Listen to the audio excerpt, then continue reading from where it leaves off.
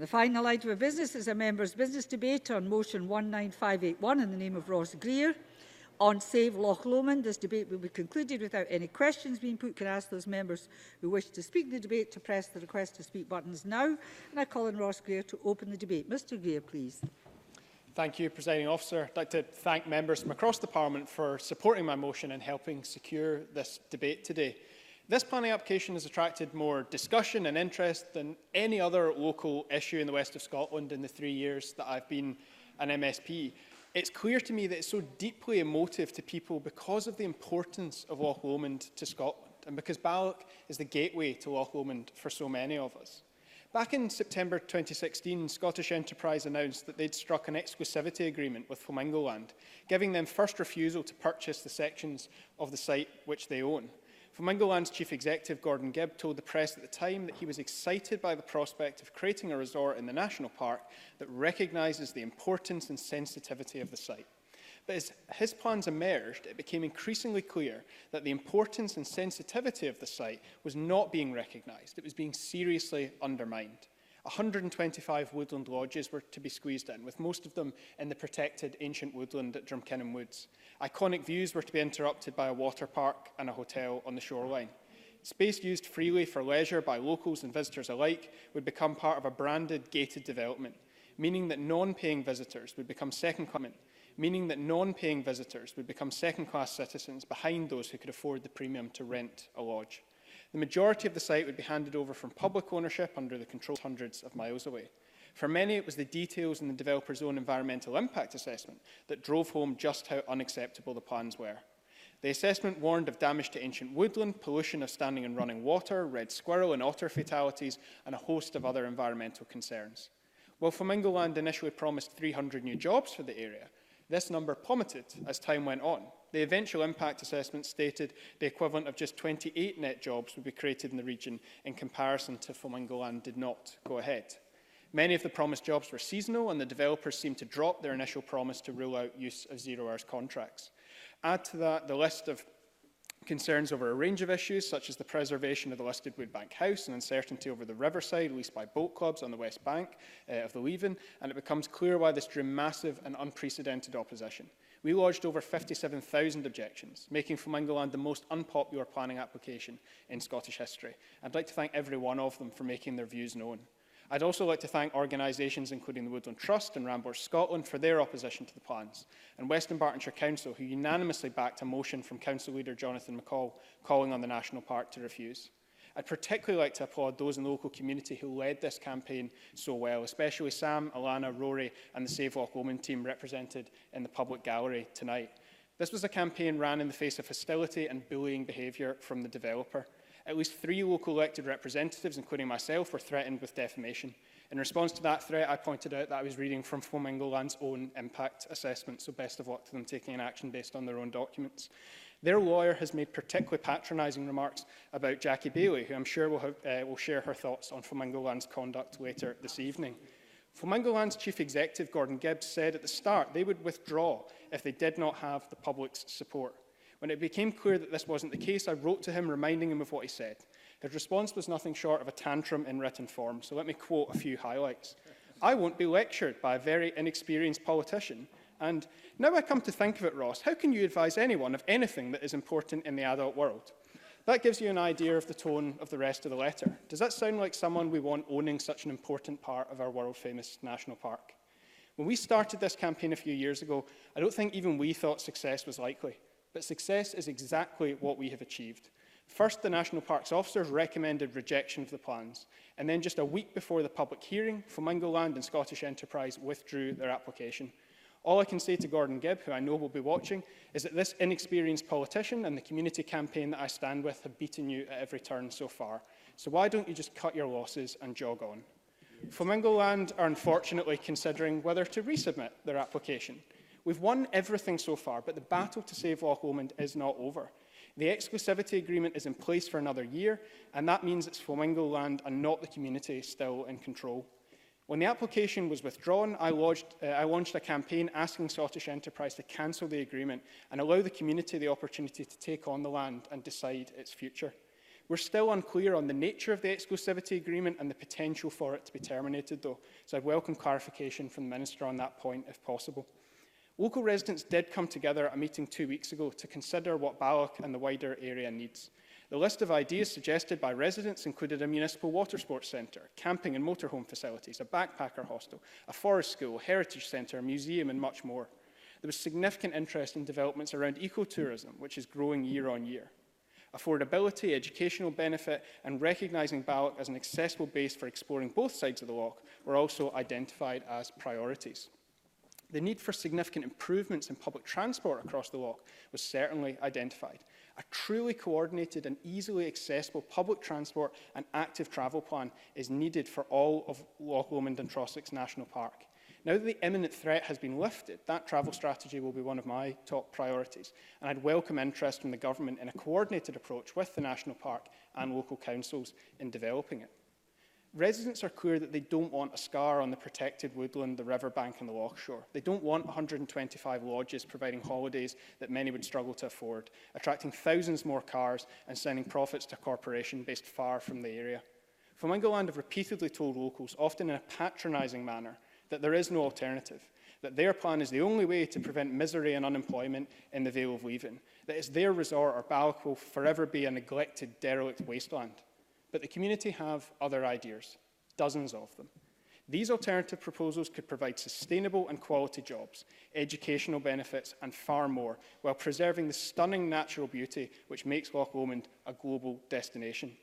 In contrast, Flamingo Land and Scottish Enterprise's plan was frankly boring, generic and expensive. It doesn't enhance Balloch's position as a gateway to the national park. It's not what we need to support the economy and certainly not to tackle the climate emergency. It raises the question of what exactly Scottish Enterprise think they are for, and I would appreciate the Minister's views on this.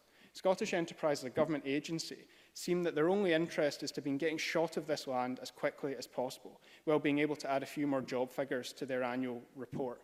No real consideration was being given to the local community or the environment. Surely their considerations should not be so narrow. The idea of a community buyout to progress some of the ideas that we have been exploring in the local community is drawing wide support. But what's happening at Balloch isn't isolated. I've been notified of a similar application at Tarbert, and just outside the National Park, I recently visited Port and Cable, where residents showed me the impact a wildly out-of-scale proposed development would have on their small community. Whether it's rural or urban communities, in or outside national park boundaries, these aggressive applications raise fundamental questions of who owns Scotland, who is our land for, and what collective rights do we have to decide its future.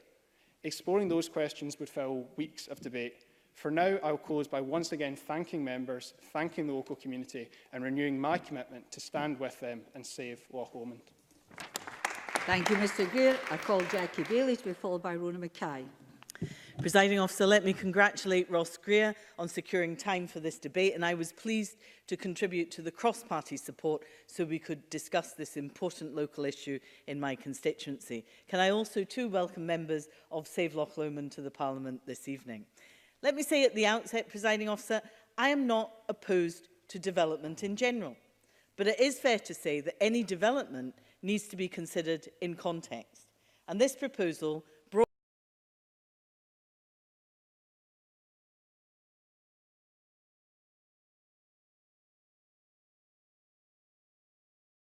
as an aside, Presiding Officer, if you need to change your name 3 times in the course of one application, then your PR isn't going terribly well. Ross Greer is right to mention maturity. I hesitate to do so. But Flamingo Land's letters are not designed to win friends and influence people. They indeed are the ones that lack maturity in this debate. And I have to say, Presiding Officer, I have been insulted by far better people than them. Firstly, there is, of course, the question of who owns the land. In this case, it is Scottish Enterprise, and by extension, it is Scottish ministers. It is the Scottish Government. Now, I very much welcome Marie Goujon responding in the Chamber tonight, but this actually is of direct interest to Derek Mackay, so I hope she will forgive me if I ask her to convey these messages in the strongest possible terms to him. Because the land was purchased some 20 years ago at a cost of over £2 million. Now, you might have expected it to appreciate in value, but it's now valued at £200,000. The truth is, whatever sum of money eventually changes hands if it does, I'm clear that Scottish Enterprise has already spent at least £200,000 in commissioning reports and plans to assist Flamingo Land because, of course, they are partners with them in this venture.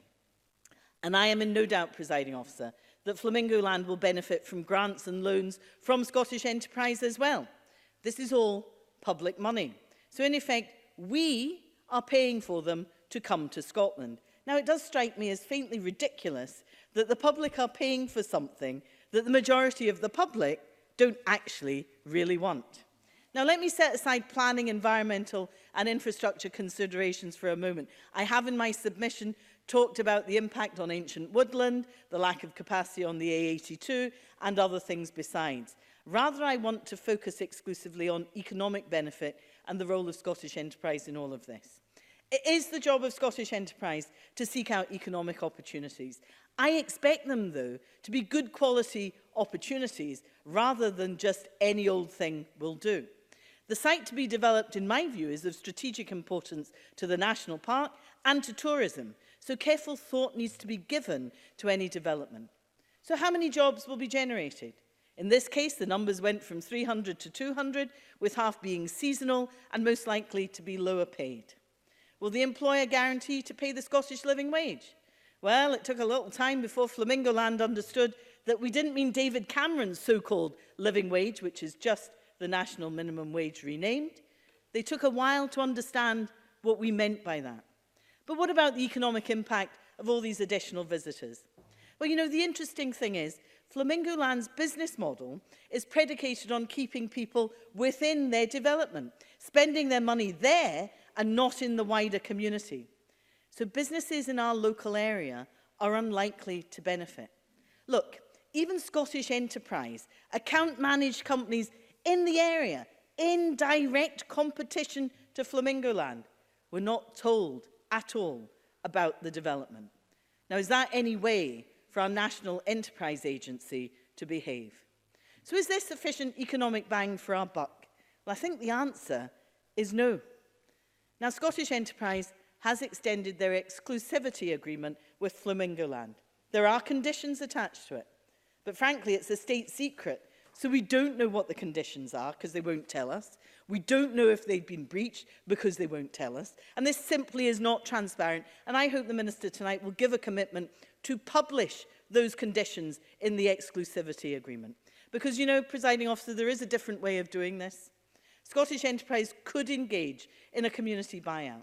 It's Scottish Government policy, after all, to encourage community buyouts. I think that is a better way of securing long-term sustainability and a better tourism offer for the National Park and for Balloch. So I would urge the Scottish Government to get a grip of this project, to end the absurdity of public money being used to pay Flamingo Land to come and take the land from us, which no one appears to want. After all, the community is prepared to do it for free, and that surely no one appears to want. After all, the community is prepared to do it for free, and that surely is a better return for our money. Thank you. Officer, I thank Ross Greer for raising this very important issue in the Chamber, as it's one that hits particularly close to home for me, quite literally. Being just a 30-minute drive from my constituency of Strathkelvin and Bearsden, Loch Lomond and the Trossachs National Park has been a jewel in Scotland's beautiful countryside for generations of families, including my own. Whether it be a family day out, walks with the dogs along the shoreline, or indeed a trip simply to embrace and observe the beautiful surroundings and nature that many of us are so lucky to have on our doorstep, it's safe to say that Loch Lomond is revered and treasured and, crucially, must be protected. That's why I was shocked to see these proposals to essentially commercialise and privatise a large chunk of one of our nation's greatest landmarks. So I'd like to commend Ross Greer for his work to oppose this, for getting an incredible number of signatories to his petition, 57,000 within 2 months, and thank the National Park Planning Officers and Western Bartonshire Council, among others, for their recommendation to refuse permission. Now, I understand that it's often the case that large-scale developments are met with initial backlash. However, the objections of 57,000 people can't be ignored and serve as a testament to the fact that there's no appetite for these proposals. I believe this sentiment is shared by the majority of people who have been able to experience the wonder of Loch Lomond. Presiding officer, like Jackie Baillie, I'm not someone who believes that Scotland should be preserved in aspic and no development should ever take place. I want people to come to Scotland and enjoy our wonderful lochs and tourist attractions with tasteful facilities that we've all come to expect. But there's no world where hotels, restaurants and craft breweries serve as an adequate substitute for Scottish nature, wildlife and history. Furthermore, it's my understanding, and Ross Greer has confirmed this, that Flamingo Land's own environmental impact assessment states that there will be damage to ancient woodland, pollution of standing and running water, red squirrel and otter fatalities and more. Is all that worth sacrificing for more tourist pounds? Surely the natural attraction of the area is worth far more than a roller coaster or two. Presiding officer, it's imperative that this treasured public space remains just that. Public space that's to be used and enjoyed for families for generations to come, as it's been enjoyed by the many generations before it. Loch Lomond is one of Scotland's greatest landmarks, and maintaining its integrity must be of paramount importance, and a community buyout which would allow that seems eminently sensible to me. Furthermore, our environmental heritage should not be sullied by big business intent on making a profit, and I echo the points made by Ross Greer and Jackie Baillie regarding Scottish enterprise and ownership. Rejecting these proposals and further proposals sends a clear message to developers. Leave our bonny banks alone and let nature be the attraction. Thank you very much. I call Maurice Corrie to be followed by Mark Ruskell. Mr Ruskell is the last speaker in the open debate. Mr Corrie, please. Thank you, Deputy Presiding Officer. I would like to pass my thanks too to Ross Greer tonight for putting forward this very timely members to business debate. It is indeed a privilege to represent the expansive West of Scotland region, as I do, where much of its natural beauty can be found in the Loch Lomond and Trossachs National Park, boasting the attractions of wildlife and scenic views. And I personally, who was born and brought up in Helensburgh in the Loch Lomond area, have enjoyed it many times, whether it be climbing Ben Lomond, whether it be swimming in the loch, along with the swimming adders. As you probably know, it's the only place in the world where we have swimming adders down by Arden, and also skating on as well, Ban Mahar, on a couple of years that they had very, very heavy frost. So I do know it very well. And also beside it, we have the most wonderful Balloch Park, which I don't know many of you know, but do take a walk through it. It is fantastic. And I think we should be looking at things there as well. But any proposal, as I say, based within such an area should understandably be examined carefully and consider the views of the surrounding community. And I've said this before in this House. Without a foundation of support, it cannot progress. And that is what we have seen in the case of Lomond Bank's proposal. And clearly, its proposals were met with strong concern, both from within the local area and wider Scotland. We have already heard details of the tourism plans this evening from Ross Greer, and features including a treetop walk, a monorail, a craft brewery, leisure centre, a part hotel and restaurants, amongst others. A planning application such as this, jointly put forward by Lomond Banks and Scottish Enterprise, needs to address and reflect the concerns of the local residents, and this can be no stronger said than in the 57,000 signatories that were done on the petition. And promises contained within Lomond Bank's proposal spoke of protecting wildlife, but suggestions of building a monorail and a hotel seem to suggest otherwise. It was also indicated that such a development would create employment opportunities for locals, and of course job openings are a positive factor, but not enough just to justify such a controversial development. And assurances of a long-lasting reliability of work for local residents is really needed, not just part-time or seasonal. Of course, it would be unrealistic to not recognise the benefits tourism can bring to an area. When done well, and above all considerately, the tourism can be used to promote the natural beauty of the area and channel much needed resources into the community. Opening doors to international visitors can effectively put their area and wider Scotland on the map. And indeed, when the planning was done at Lomond Shores, they identified an area of a drive time of 1.5 hours from Loch Lomond to capture the weekend local, we'll call it local and national tourism. And of course, when you look at the statistics at that time, they were forecasting 9 million visitors passing or coming in to the Loch Lomond Shores area. So that gives you an idea of the quantity of what we're dealing with at the moment. And what worries me is that Western Bartonshire should be carrying out an infrastructure review. And not only that, so should Transport Scotland at the government level, because it seriously needs to be looked at, not just the local area of Balloch, but also the Vale of Leven, the Alexandria, Renton, and indeed right back into Dumbarton. So we're talking about the A82. That needs, and that's been on the go for long as I can remember, to be looked at. So let's put that into perspective. And that's one of the big crunches. And only this morning I had a meeting with a business from Balloch, and one of the issues they were saying is, let's get the infrastructure right, and then we can look at things properly. But as I suggested in this chamber before, tourism plans such as those that are now withdrawn should not be implemented at the expense of local residents. In cases such as this, it is opinions that must be protected and listened to, and local and public authorities need to be certain, as I said already, that there will be no irredeemable and negative impact on what we should feel privileged to have already. We have an abundance of beauty on our doorstep, the Bonnie Banks, as Rona Mackay quite rightly said, and therefore how it is treated is a top concern to many of my constituents and regional members, as well as for myself. Exploring alternatives into how best to use the space we have needs to be done with sensitivity and understanding, and including community buyouts. Whilst I do believe it's important for these communities to benefit from the investment that new developments can bring, this national park undoubtedly has a certain character and feel that they need to be kept in mind for whatever the next step is. We must also bear in mind the knock-on effect of traffic, to which I've already referred, and this will only worsen with another tourist event on the site unless an infrastructure review is carried out. And perhaps for now, maintaining better what we have already here is a solution, and we need to focus on that. And to close, Deputy Presiding Officer, any future development must be done openly and reflect the local residents' input. And I know the Minister has already commented on that before, and we need to accept that. And I put a question to her in this chamber. And whatever option is followed, its viability, expense and impact on both the surrounding environment and local residents must be taken into very serious consideration. Thank you. Thank you. I call Mark Ruskell.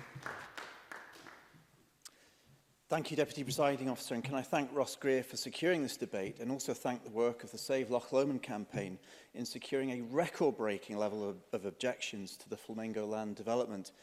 The number of people who've objected is nearly a capacity crowd at Murrayfield, a national roar of disapproval, and it has sent a clear message on behalf of all communities in the national park that the integrity of our local environment has to be at the heart of all development. It's also sent a very clear message that publicly owned land must be managed in the democratic public interest. Now, attend any community council across Scotland, and the local environment is always the top agenda item. Sometimes the arguments around development are genuinely balanced. For example, at Balmahar, between the need for affordable housing and woodland protection. But more often than not, there's a development which attempts to bulldoze the agreed local development plan, bypass planning policies and dazzle decision makers with a glittering economic prize, which then only unravels under closer examination. The long game tactics of developers are well understood. Grind the community down, lobby politicians ahead of submission, and then if the application takes a battering with objections, withdraw and resubmit again and again and again until the right batch of decision makers come into office. But I believe in this case, the Flamingo Land people have pecked off far more than they can chew. In this case, it's also lamentable that Scottish Enterprise appear to be acting in the interests of one enterprise, rather than the wider interests of the community and Scotland as a whole.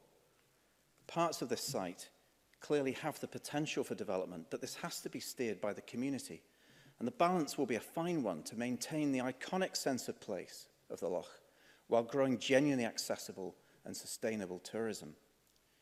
Now, I heard that at the recent public meeting on alternative plans, there was a lot of support for Balloch to be a hub for ecotourism, with an easy-to-use network of buses and boats to get people around. Now, from my perspective, certainly a shuttle bus service out to Rowadennan with space for bikes, a little bit like the old Trossachs-Trundler service, would make that road safer, it would cut congestion, it would also improve the environment of the West Highland Way. We need to improve the visitor experience while showcasing a pristine environment through sensitive yet accessible gateways to the park. And that's why the key objective of decreasing car usage while increasing public transport and active travel is a key objective in the National Park Plan. And it must also be an objective for the other park gateways, especially Callander, which still desperately needs to be linked up to the National Cycle Network through Doon to the east. Now, there are so many great ways that ecotourism can integrate well with the lands, but they're not through gated villages. Comrie Crofts, which I'm sure the Minister, if she hasn't visited it already, will be on her tour at some point, has been a real economic marvel for Strathearn, hosting glamping experiences largely hidden in the woods, with walks, bike trails and facilities growing organically on the site over the last decade. New businesses have sprung up on the back of the success as demands for weddings, catering and bike services have grown, along with the visitor numbers. And now other communities, including Clackmannan, are looking to emulate that Comrie Croft model. It shows what can be done from the bottom up, creating world-class facilities, but with an integrity that reflects the wild and iconic nature of Scotland. For me and many thousands of people who treasure Scotland's wild environment, that is what we search for when we visit Loch Lomond. Thank you.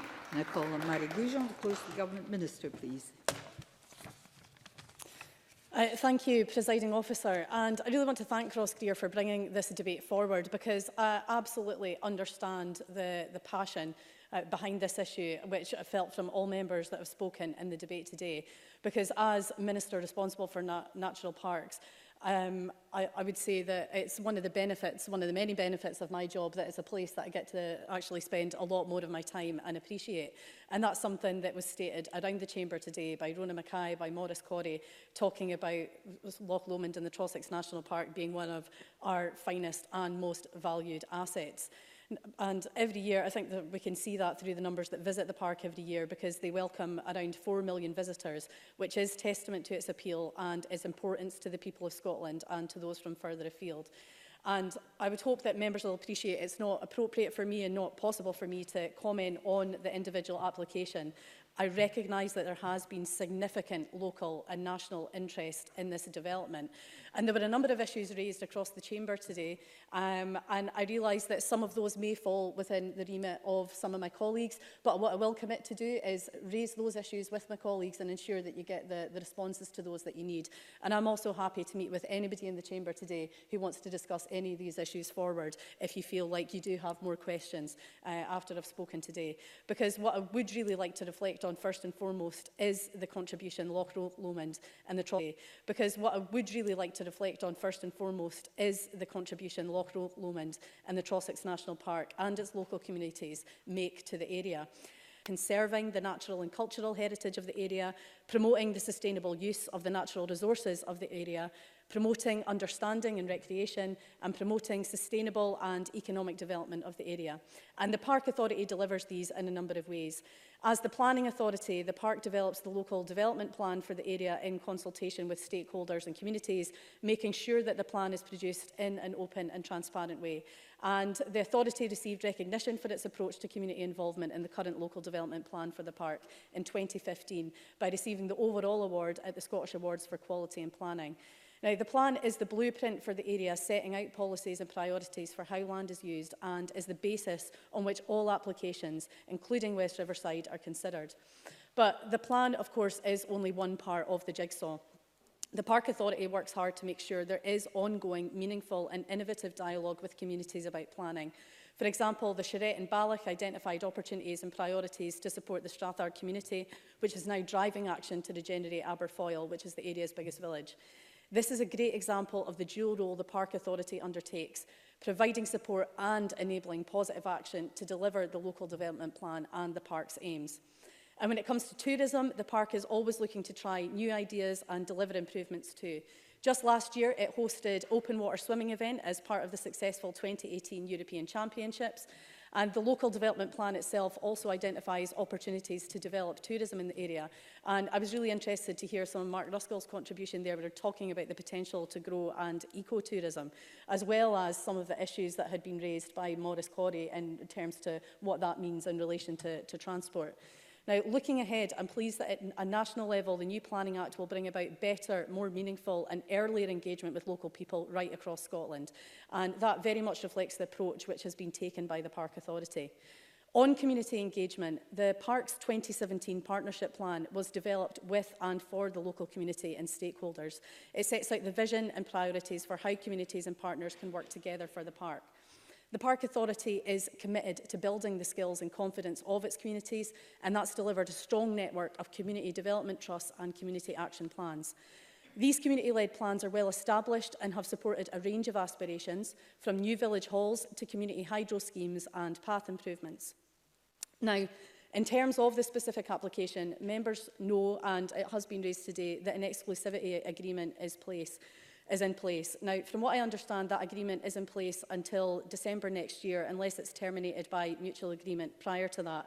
And again, if members do have further questions about that or they would like to know more, then please do contact me. But that's the information that I have here at the moment.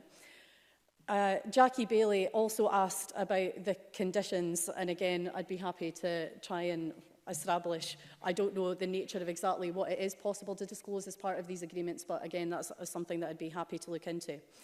More widely, encouraging community ownership is a priority for the Scottish Government, and Jackie Bailey raised this, and she is absolutely right.